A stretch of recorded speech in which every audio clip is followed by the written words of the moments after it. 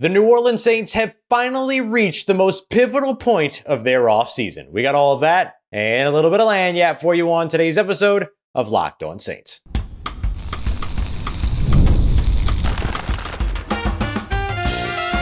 You are Locked On Saints, your daily New Orleans Saints podcast. Part of the Locked On Podcast Network, your team every day.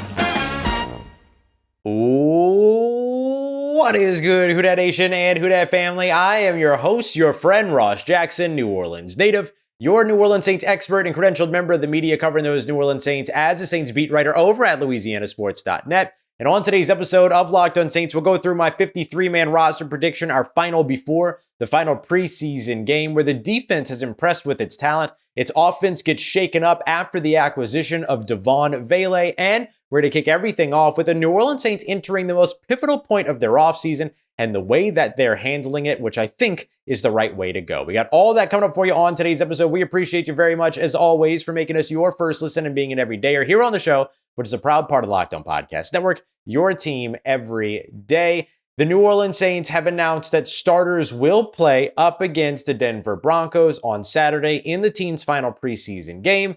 And with that, the starting quarterback will be Spencer Rattler, with Tyler Shough and Jake Haener to follow in that order. This is the most pivotal point of the New Orleans Saints off season. This is the opportunity, finally, for everyone to be able to see, in a bit of a dress rehearsal format, the starters that are healthy and available going up against some starters that are healthy and available. Sean Payton said that he expects that some of the Denver Broncos starters to go as well on Saturday. So this gives New Orleans the long last opportunity to get to see their starters go up against another team starters in full-blown, full contact tackle football to close out this preseason. And as a part of that, finally be able to make what they believe will be the right choice at starting quarterback. We're going to talk about starting quarterback now because I think that's going to be the next big piece here, but there will be some pieces that are going to be missing no matter what during that preseason game. We'll highlight that in a second as well. I think that the New Orleans Saints might be trending towards naming Spencer Rattler their starting quarterback. I didn't think that they would do it. I thought that he was the right choice, but I didn't think that the New Orleans Saints were going to end up going in that direction. I thought very much that this organization was going to go to its new asset in Tyler Shough. I don't think that would be a bad decision. Just thought that that's kind of the way that they would head with the investment in him. Second round pick does not mean that he has to be a week one starter. Second round pick does not mean that he has to hit the field during the first season, although I'm sure that he will, especially as the Saints look at another opportunity to potentially add another quarterback in the 2026 draft class. You got to see what you're going to get in terms of the best out of both of these players. Spencer Rattler seems more there right now in terms of what he can provide on a football field than where Tyler Shough is at this moment. If the Saints move ahead with what the trend has been, which has been a lot of Spencer Rattler since California, starting off practices with the first team, starting the next preseason game, being the guy that has consistently been the one to start and be with the first team during practices, during training camp practices, during scrimmages, all those other pieces.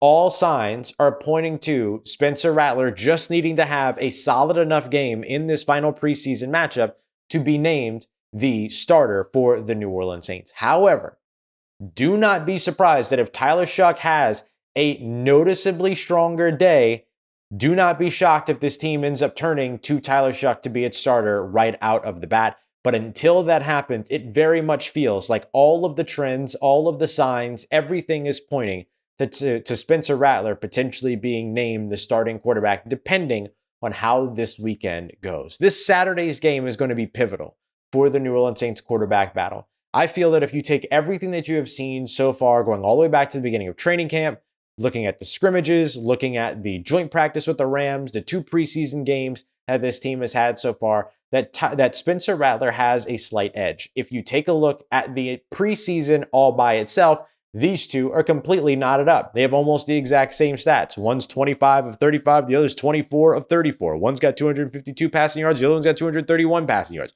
They both have one touchdown pass, both have one interception, they both have similar passer ratings, so on and so forth. So in order for you to really be able to make the decision here, you're not going to be able to focus on just the preseason games. you're going to have to lump in everything about the training camp process as well as the practice process over the course of the past few weeks since the preseason actually kicked off. And there's a lot of chatter out there that this past Tuesday might have been an inflection point. That was a practice where the Saints went back to their regular season media viewing schedule. We only got to see the 20-minute open viewing window, but it sounds like Spencer Rattler had a really strong day during that practice from the things that I'm hearing. And so that sounds like that might have been a bit of an inflection point. Then you add in the fact that he went 7 of 8 on a touchdown drive during the 1s versus 2s scrimmage, even though the 2s marched back and ended up actually winning that scrimmage, or that, I'll call it scrimmage-like scenario that they were working with under Tyler Shough. It was Spencer Rattler that led a touchdown drive there and had the stronger practice out in the Superdome, going 18 of 21 with a touchdown, such as 3 incompletions during team drills in those settings. And then now you got into Thursday's practice, and again, Spencer Rattler looked to be at the top of the rotation. Now he's starting the preseason game.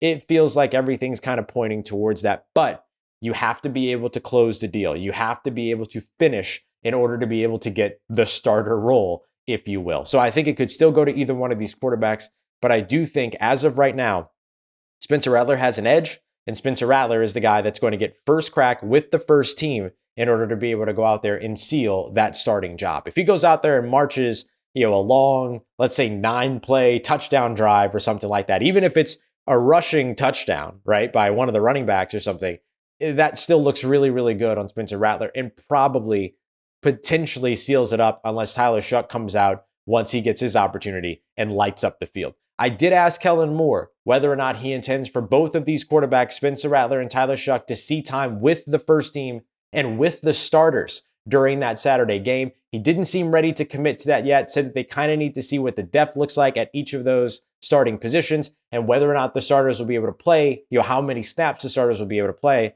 So it sounds like the Saints will prioritize the health of their starting group over the idea of getting their 2 quarterbacks and these 2 competitors an opportunity to work with that first team, which I think is completely sensible. You just had a week ago Tyler Shough go out there and get started with at least Chris Olave and Rashid Shaheed on the field. He didn't have Brandin Cooks. He didn't have Alvin Kamara. He didn't have Juwan Johnson. He didn't have Eric McCoy. But for Spencer Rattler, this is going to be one of the first times ever that in a game situation, he's going to just have Chris Olave and Rashid Shaheed. But if Eric McCoy and Alvin Kamara also play, it'll be the first time ever that Spencer Rattler has had all 4 of those pieces. So each of these quarterbacks would benefit, no doubt. But I think Spencer Rattler is the one that's getting the first opportunity here because he has never had the opportunity before to actually go out there with the Saints starting unit. So we'll see how things develop. I would not expect to see Trevor Penning, of course, as he continues to come back from that toe injury. And then Taliesin Fuanga, the starting right tackle, is dealing with a minor knee injury, it sounds like. Doesn't sound like it's too big of a deal. So we'll see whether or not he's able to get out there on the field. But some of the biggest and most important kind of results that you're looking for from this New Orleans Saints team, including a very decisive end to this quarterback battle, potentially, all comes down on Saturday, the most pivotal point in the New Orleans Saints offseason so far. We got more coming up for you today. Let's get to our 53-man roster prediction and how it is that wide receiver Devaughn Vele, acquired by trade earlier this week, ends up shaking up everything for those wideouts. We got that coming up for you next as we continue on with today's episode of Locked On Saints, part of Locked On Podcast Network, your team every day. This episode is presented by Yahoo Fantasy. Me and a bunch of other friends, including our squad show, including some of our executive team members here over at Locked On, are going to be playing our fantasy football this season over at Yahoo Fantasy. And you should be too, whether you're a first-timer or you're a veteran that's firing up your millionth league. You're going to find a host of new features over at Yahoo Fantasy, and it's only getting better by the day. Because to celebrate 28 years of fantasy football greatness, Yahoo Fantasy is dropping 28 big new features over 28 days throughout August. To kick it off, they dropped their Yahoo Fantasy Guillotine League, a killer new way to play fantasy football on Yahoo, where the lowest scoring team gets eliminated each week until one team is left standing. And with the season right around the corner, this is the perfect time to get your league together and give this new mode a try. But if you're more into the classics, you can still play head-to-head in a private league or join a public league as well. So stay tuned for more killer announcements and start playing Yahoo Fantasy Football today by visiting yahoofantasy.com/LockedOnNFL. All right, family. The New Orleans Saints' recent trade acquisition of wide receiver Devaughn Vele might change everything for the New Orleans Saints wide receiver position. And that's where we'll start when we get to our 53-man roster projection here on today's episode of Locked On Saints. We appreciate you very much for being here with us. Don't forget for your second listen today to go and check out our good friend Jake Madison over at Locked On Pelicans. Get ready for that Pelicans season. He's got everything covered for you. Don't forget, you can also catch us over on the Gulf Coast Sports and Entertainment Network every day. Locked On Saints at 10 a.m. and 5 p.m. each Monday through Friday. Make sure you come and check us out over there. So for the New Orleans Saints, the most interesting position right now on the offensive side when it comes to 53-man roster projection now becomes the wide receiver position. There's 4 locks, I think, at this position. Chris Olave, Rashid Shaheed, Brandin Cooks, Mason Tipton. No doubt about it in my mind. You know, hook, line, sinker, those are the guys that are going to be on this roster. But now you've added 6'5", 210 pounds, solid run blocker, hyper intelligent player, good possession receiver with good speed in Devaughn Vele in this trade that the Saints recently had with the Denver Broncos, where they sent the 4th round pick and a future 7th. And so this is a guy that's making your roster. And that might be the 5 that the New Orleans Saints keep. They could potentially keep a 6th in Dante Pettis because of what he can do as a kick returner and a punt returner for you. But I'm going to hold off on that right now because you could easily sneak him to your practice squad as a veteran player. So I'm going to hold on to just those 5. And I think that Devaughn Vele, the acquisition of him, changes everything for the outlook of guys like Cedric Wilson Jr., who would also be another big slot option, but now Vele kind of serves that role. He kind of takes up what Kevin Austin Jr. was starting to build a reputation for, which was kind of being that slant short yardage, pick up some extra yards for you kind of guy that you can go to on a 1st and 10 when you need a quick 4 to 7 yards. And then I think that he's the reason, right? His acquisition is the reason why the Saints moved on from Donovan Peoples-Jones, who just never really felt like he contributed here and didn't even appear at all in the second preseason game up against the Jags. So these are the 5 receivers that I'm keeping: Olave, Shaheed, Cooks, Tipton, and Vele. Let's jump back now over to the quarterbacks. I think you keep all 3 quarterbacks. There's a fascination with the idea of only keeping 2. I just don't see that being the case. Spencer Rattler, Tyler Shough, Jake Haener. Jake Haener is somebody that is hyper intelligent, knows the game extremely well. He's able to help your quarterbacks on the sideline. You want him on your roster, unless some other team wants him bad enough to trade for him. At running backs, this is where things get a little bit shaky for me because I'm trying to figure out exactly how to truly configure this.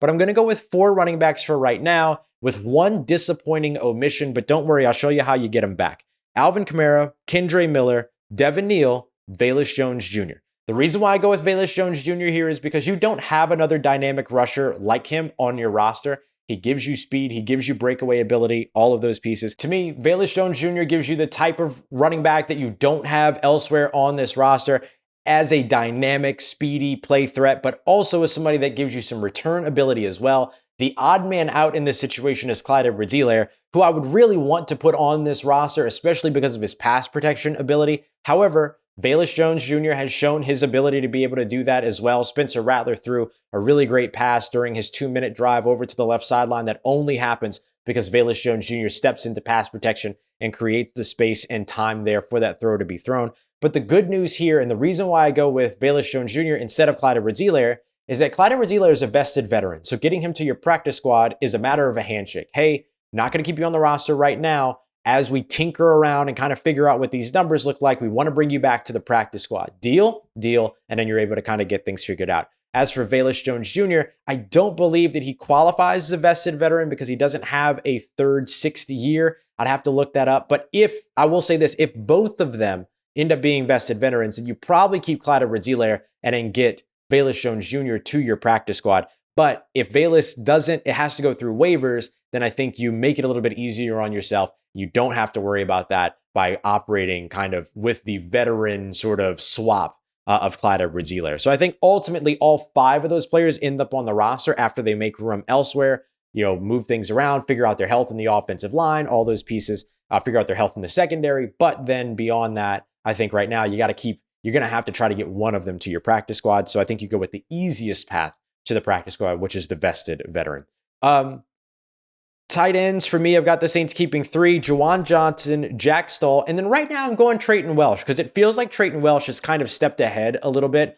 He's been earlier in the rotation when it comes to practices and training camp practices towards the tail end. He's seeing more action than Michael Jacobson so far during the preseason, which could mean actually that he's the one that they're not sure about and that they are more sure about Michael Jacobson. But Michael Jacobson has done the thing again to where he has been outstanding during training camp, but then hasn't really shown out during during an actual game situation during the preseason. And so until he does that, it's hard for me to put him up there. But Trayton Welch is a solid blocker and a former wide receiver, showing off some of those receiving abilities last week on that 28-yard hookup between him and Tyler Shough. I think that's somebody that you might look to keep around until Michael Jacobson goes out there and proves himself, which he has the opportunity to do as the Saints take the field against the Denver Broncos on Saturday. So that's a spot, that third tight end, that I can see kind of waffling over a little bit. And then whichever one of those two doesn't make the roster, I can easily see going back to the practice squad. Same thing with Moliki Mataval heading back to the practice squad, or heading to the practice squad during his rookie season as well, giving him some more time to develop. I think he could be a really interesting prospect in a year, and giving him the opportunity to kind of work on his hands, work on what he can do as a pass catcher, while also refreshing his blocking ability in terms of what the pros are asking you to do versus what college is asking you to do. And I feel like he could be a pretty good player just a year from now if you dedicate the right amount of time to him. On the offensive line, your starting five is set. Kelvin Banks Jr., Trevor Penning, who right now is dealing with that toe injury. You probably won't see him on Saturday. Eric McCoy at center, Cesar Ruiz at right guard, and then Taliesin Fuanga, who, as I mentioned earlier, is dealing with that knee injury right now. That doesn't sound super serious, so I wouldn't be too worried about it, but don't be surprised if you don't see him on Saturday. Just precautionary, right? Don't let something minor become major. But those five are absolutely making your roster. And then I think as of right now, the Saints need to keep 9. And so I'm going with Dylan Radins, Torricelli Simpkins, Landon Young, and I'm going to go Shane Lemieux. I know the Saints traded for Luke Fortner. I get it. But he's not necessarily guaranteed to make the roster. And so until I see more from him, or really anything from him, right? Because we haven't been able to watch practice outside of that one Superdome practice. Until we're able to see more from him, I kind of just can't throw him on the roster willy-nilly. And the exchange of a player that was going to be cut for a player that was going to be cut, or a player that was probably going to be cut for a player that was probably going to be cut, though all things even out, it's not like you're forced to put this guy on the roster. You'll kind of see how things work out. But I think Radins and Young give you guys that can play guard tackle, more so Young tackle than Radins. And then Simpkins and Lemieux give you a couple of swing guys at center and guard. So I think when you can take one roster spot and turn it into 2 with players like that, you look at your opportunities to maximize that. And then I'll go with kicker and long snapper here, and then I'll save punter. But kicker and long snapper, Blake Grupe has easily won the kicking job, has missed 1 kick all offseason. And then Zach Wood is your long snapper, absolutely no doubt about it. Now, going over on the defensive side of this football team, really, really impressive this defense has been because of the talent that it has, particularly in its front 7. Let's get to that next as we continue on with today's episode of Locked On Saints, part of Locked On Podcast Network, your team every day. This episode is brought to you by BetterHelp. BetterHelp Therapy Online has been awesome for me. I think it'd be awesome for you too, especially these days when there's so much advice out there around everything. Cold plunges, screen detoxes, gratitude journals. There's all this advice out there, but how do you know what actually works for you? That's where having a therapist comes in, right? A licensed professional therapist that can come in and help you pinpoint some of the things that are going to work best for you. I've been using BetterHelp for the better part of 5 years now at this point, going back to the pandemic. I love it because it's virtual. It's suited to my schedule. I can kind of work and do everything I need to, but it's been awesome. I have a lot of negative self-talk. That's the big thing that I struggle with, along with anxiety. And they have given me some targeted tools that help me deal with all of that without me having to go to social media to see what I can find. And they've treated over 5 million people. And so you know that they're doing something right over there. So talk it out with BetterHelp, and our listeners get 10% off their first month at betterhelp.com/lockedon. That's BetterHelp, HELP.com/lockedon. Let's get it, Who Dat Nation. The New Orleans Saints defense is surprisingly talented, especially in its front 7. When I say surprisingly, I don't necessarily mean that we expected that they wouldn't be talented, and they are. It's just that the talent is way, way, way more productive and showing a lot more than maybe we expected it to show at this early in the season, or this early in the offseason, rather, in the process. Considering that this is a brand new defensive coordinator, a very, very new defensive system that's asking them to do a lot of different things. The edge rushers are rushing different. The interior of the defensive line is built different. Their linebackers have different responsibilities. The secondary is covering in a different way. They're communicating differently, but yet everyone has caught on so remarkably quickly, even though this used to be a defense that was built to be a 4-3 defense and then got flipped to being a 3-4 defense. There's still some things that feel a little bit out of place, but for the most part, this team has done a really, really good job molding to Brandon Staley's new defensive system. And Brandon Staley's new defensive system has absolutely made the most out of the defensive front in particular that we have seen so far. So that's where I want to start. Let's take a look at the edge rushers to get us started here. I'm going Chase Young, Carl Granderson, Cam Jordan. I've got to go Chris Rumph and Fadil Diggs. I have to leave Isaiah Foskey right now on the outskirts. Maybe you can get him back over to the practice squad. Maybe another team wants to take a run at him. He is a second-round edge rusher that is really athletic, that is the leader in sacks in Notre Dame history, which has a 180-plus year history of football. And so maybe some team ends up wanting to take a run at that. The Detroit Lions tend to really like former New Orleans Saints edge rushers. Maybe that's a team that goes after him. But I just got to say, or maybe even him being reunited with Dennis Allen over in Chicago could be an option. But as of right now, just based on what we've seen so far, I think he's done some things that the coaching staff is really pleased with when it comes to his, run discipline and his discipline in terms of holding edges and things like that. He had that big stop on 3rd and 14 that forced the punt that created against the Jacksonville Jaguars, the big 2-minute drive by, game-tying drive by Spencer Rattler. It doesn't happen without that tackle, but the rest of the Isaiah Foskey story so far this offseason has not been friendly to him. Going to the defensive interior, I'm going to keep 5 here as well. Brian Brzee, Devon Gottschall, Nathan Shepard. Those are your 3 that are starting on the interior. I go Christian Boyd to be your backup defensive tackle. And then, look, Vernon Broughton, you spent a 3rd-round pick on. He's probably making this roster, right? And so him being a guy that can play a little bit of nose, play a little bit at defensive end makes a lot of sense. I would keep an eye out for Jonah Williams, though, because Jonah Williams had a really, really strong, not a really, really strong camp, but has had some really nice moments throughout camp, let's say it that way. And his ability to stand up and put his hand in the dirt and play, like he could just kind of move all over the place. I think that he's a guy to keep an eye out on. I would love to see Jaden Peavy end up on the on the practice squad at 6'5", 308 pounds. That's the type of guy you still want around as another one of those nose tackle options. But I think Christian Boyd has earned the immediate backup position there. And then we'll see what happens with John Ridgeway, who's dealing with a pec muscle or a pec injury, at the moment. Linebackers, keeping 5 here as well. Demario Davis and Pete Werner and Danny Stutzman are the locks. After that, it gets really tough. This is part of that real surprise on the defensive side because we looked at linebackers potentially being a weak position for New Orleans, but it's turned into a place where they have a lot of talent. DeMarco Jackson has had some really nice plays. He's had some moments on the preseason games, unfortunately, that kind of cast some shadow there, but he's had a really strong camp. You look at guys like Jalen Ford, who really got a lot of momentum towards the end of camp in particular, right? Skying up and getting that interception in the Jacksonville Jaguars game, doing the thing that makes the most sense, or that makes the most sense as being the benefit of Brandon Staley's zone coverage defense with plays rich vision on the quarterback. He watched the quarterback, saw where the quarterback was going, and skied up, used that athleticism to get an interception there. Nephi Sewell has been awesome on special teams for this team and has also made some good plays over on defense.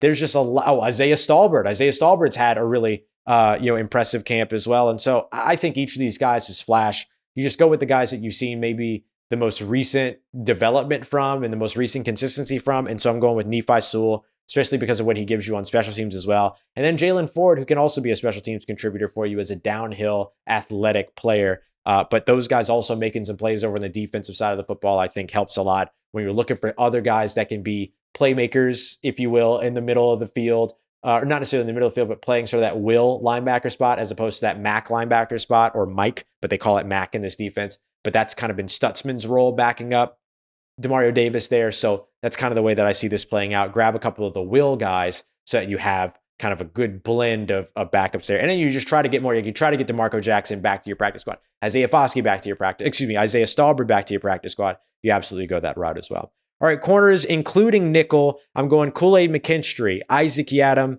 and then Alontae Taylor. McKinstry and Yiadom are starting on the outside, which is probably going to cost you that 4th-round compensatory pick that you were supposed to get from Paulson Adebo as well, by the way, because I think Yiadom only has to play like 35% of snaps. He's going to be your starter on the outside. Quincy Riley, Rico Payton end up backing you up there. Both guys that can contribute on special teams. Rico Payton in particular, that ends up being a really, really good gunner for you opposite JT Gray, which brings me to safeties, where I actually have the Saints keeping 1, 2, 3, 4, 5, 6 safeties. And so this gets us to 52 right here before I name the punter.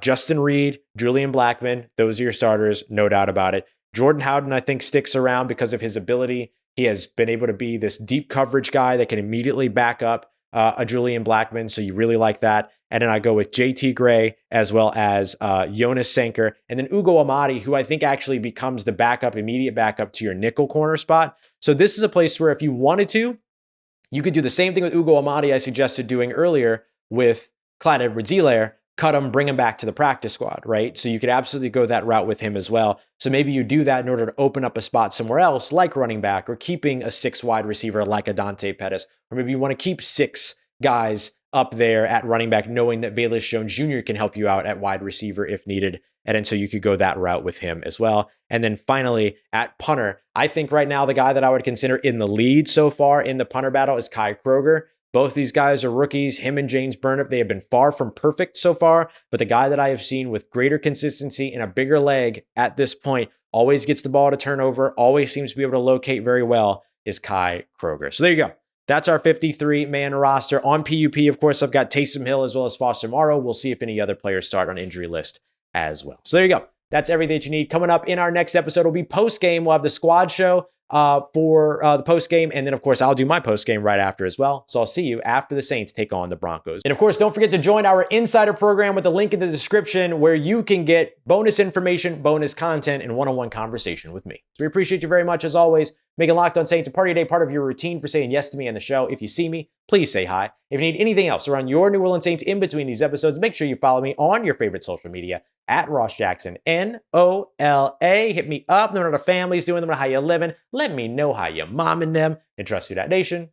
I'll holla at you.